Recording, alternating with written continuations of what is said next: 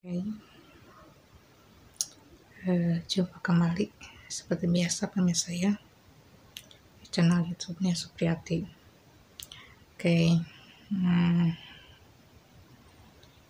saya akan bercerita pemirsa ya, karena sesuatu hal yang di luar nalar itu buat yang tidak bisa mengalaminya akan seperti hal menjadi yang aneh ya. Saya di sini bukan untuk menakut-nakuti bahwa hantu itu memang menyeramkan, cuma mimiknya aja menyeramkan, tapi selebihnya itu Allah yang Maha Tahu. Yang jelas, manusialah sosok setan yang paling dahsyat dalam suatu kejahatan ya, kelaknatan, kezaliman.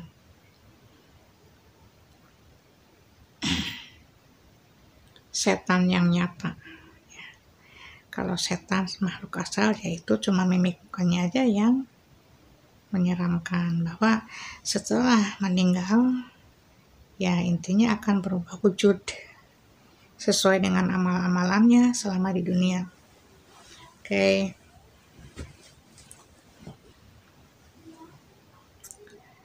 Kita cerita yang mana dulu ya? Yang mana dulu? Udah banyak pemirsa ya. Karena saya paling sering melihat sosok entah jin korin atau memang asli ruh yang baru meninggal, karena baru 1 hari 2 hari ya. Mungkin ruhnya masih ada di dalam rumah ya, di area rumah. Masih di sekeliling rumah sebelum 40 hari.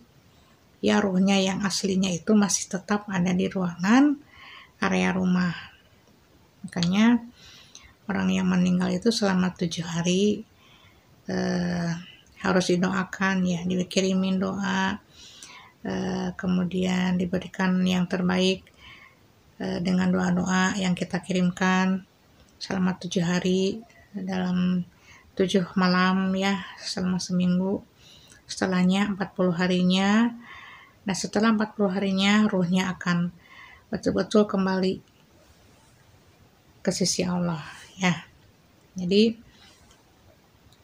hal itu bukan sebuah cerita bohong ya, karena kalau orang yang memang bisa melihat ya, intinya jangan disebut orang gila, karena hal itu memang nyata, bisa terlihat oleh kedua mata kita, karena Allah telah menitipkan hal ini kepada kita bukan main-main, bukan hal yang remeh, bukan hal yang sepele, tapi itu adalah amanah.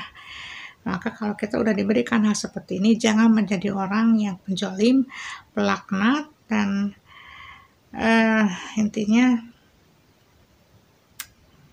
pegang amanah itu dengan baik. Karena tidak semua orang, tidak semua hamba diberikan sebuah amanah yang bentuknya seperti demikian.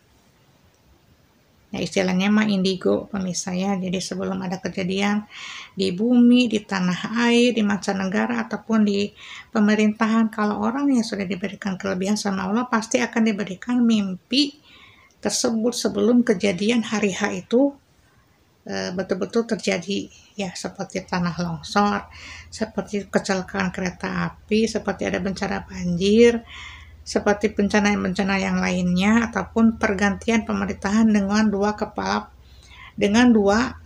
kedudukan presiden yang akan dipilih, manakah yang akan dipilih. Jadi di situ ya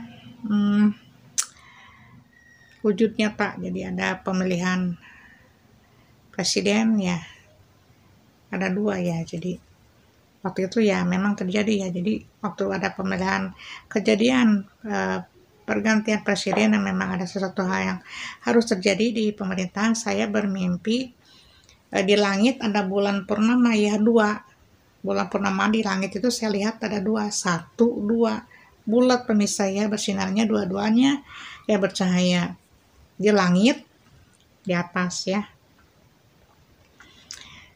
Bulan purnamanya ya bentuknya bulat ya, bukan bulan sabit, bulat penuh dan betul-betul terang dua-duanya. Jadi berdampingan bulan tersebut, saling berdampingan di atas langit 1, 2. Jadi mungkin ada suatu hal yang terjadi di pemerintahan ya.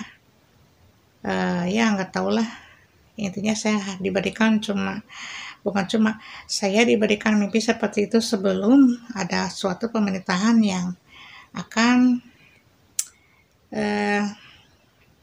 bukan memperebutkan ya, tapi menduduki jabatan itu dua-duanya ya mempertahankannya, tapi yang terpilih yang mana, begitu aja ya. Akhirnya ya itulah yang terjadi. Jadi ya kita sebagai rakyat kecil jadi harus bisa memahami bahwa dunia politik itu seperti demikian. Kita sebagai rakyat kecil nggak usah ikut-ikutan. Jadi intinya kita yang mana yang terbaik aja, begitu pemirsa ya. Jadi sebelum terjadi sesuatu hal, baik saudara meninggal, baik saudara mau kecelakaan, baik saudara mau sakit ya, kita yang diberikan sesuatu hal kelebihan ya, diberikan suatu kelebihan oleh Allah ya, kita akan diberikan mimpi atau firasat ya, firasat intinya ya, diberikan firasat terlebih dahulu. Jadi ya kita bukan merasa takut ya inilah, jadi harus bagaimana lagi, jadi inilah Allah yang telah titipkan kepada saya hal seperti ini, hal seperti demikian pemirsa. Jadi jangan takabur, jangan menduakan yang Maha Kuasa, dan jangan musyrik intinya. Jadi kalau kita sudah diberikan amanah seperti ini ya peganglah, jangan sampai kita melakukan hal-hal yang bisa mengotori dan merusak daripada apa yang telah Allah percayakan kepada kita ya. Jadi itulah apa yang telah Allah amanahkan kepada kita ya,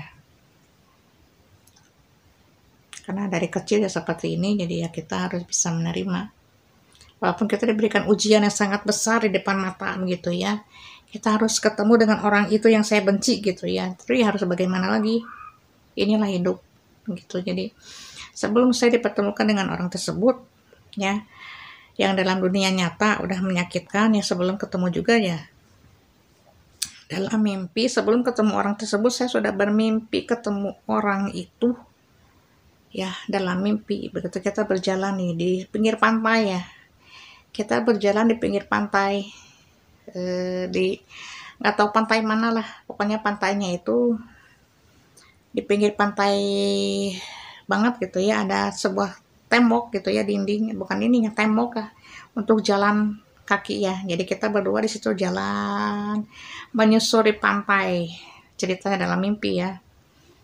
Laki-laki tersebut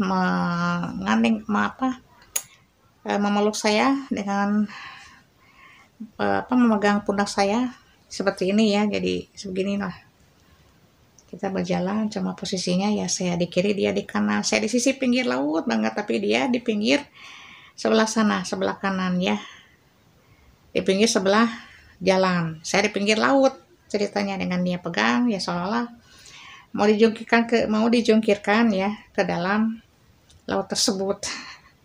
Begitu pemirsa, jadi harus hati-hati ya. Kita bukan suudon, tapi kita harus tetap berhati-hati. Intinya ya waspada gitu aja.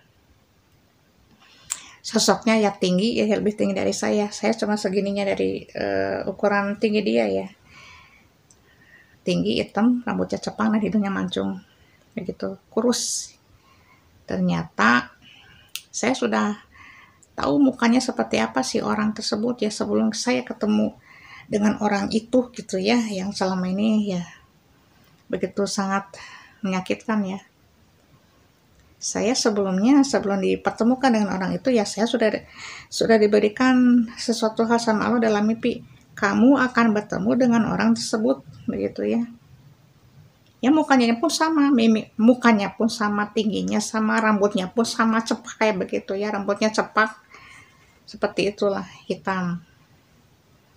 Ternyata oh ini orangnya. Setelah dalam mimpi itu saya bertanya-tanya kepada diri sendiri ya, jadi siapakah orang itu? Bukan saya tunggu ya, cuma takut sesuatu hal yang menyakitkan yang harus saya hadapi ya. Begitu aja, karena saya menyusuri pantai di pinggir pantai banget. Jadi begitu ombak menerjang ya, saya harus tetap berdiri di pinggir laut begitu ya. Sedangkan yang laki-laki itu kan dia berdiri jalan bareng dengan kita di pinggir dekat jalan. Saya di sisi laut gitu aja. Ini mau dibawa kemana arahnya kan nggak jelas. Hey, kita nggak boleh musyrik ya, nggak boleh dolim, nggak boleh suudon kepada yang maha kuasa. Cuma Allah sudah memberikan hal itu kepada saya.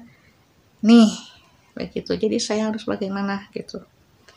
Itulah. Jadi sebelum saya dipertemukan dengan orang tersebut, saya sudah melihat dari ujung kepala sampai ujung kaki itulah orangnya. Begitu pemirsa ya. Bahkan sebelum saya ketemu dengan keluarga besarnya, maupun adiknya, maupun saudaranya, maupun pamannya, di dalam mimpi sudah saya lihat satu persatu tuh adiknya, pamannya, bibinya, keluarga besarnya ada di ruang tamu ya. Saya ciri khasnya mendengar suara perempuan ya, putih lah, di bob gitu, bob sambil mengais anak kecil ya. Ya suaranya lantang lah, ketawanya dengan nada tinggi ya, ketawanya keras lah. Nah, selama saya ini bertanya-tanya kepada diri sendiri gitu ya, itu mimpi apa gitu ya. Ternyata yang setelah saya lihat, nah saya dipertemukan dengan orang yang dalam mimpi saya itu ternyata ya orangnya itu begitu. Dan keluarga besarnya pun ya sama yang dalam mimpi itu. Itulah kekuasaan Allah. Jadi kita harus tetap berhati-hati ya, namanya juga manusia lah. Tepatnya amarah ya. Dunia tempatnya salah, dunia tempatnya rusak, dunia tempatnya munafik ya, dan dunia tempatnya sesuatu hal yang bokrok, perbaiki.